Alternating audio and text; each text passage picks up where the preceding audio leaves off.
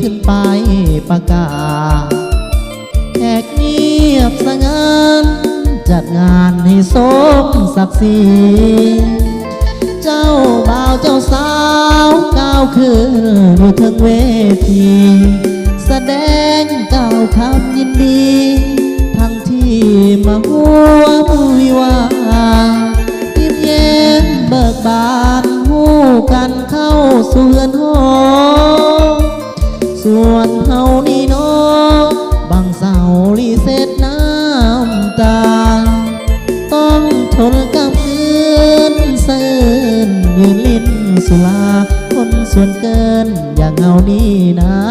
ต้องจากลาด้วยความมึนมาโห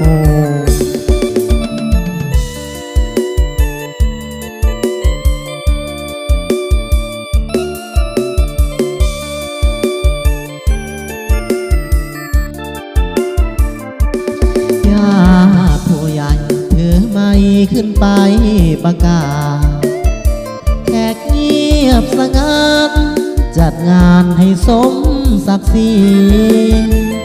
เจ้าบ่าวเจ้าสาวก้าวขึ้นอยู่ข้างเวทีแสดงกล่าวคำยินดีทั้งที่มาร่วมวิวายิ้มแย้มเบิกบานหูกันเข้าสู่เรือนหอส่วนเฮานี่น้องบางเสาลีเสร็จน้ำตา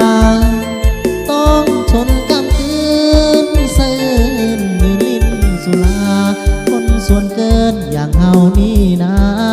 ต้อง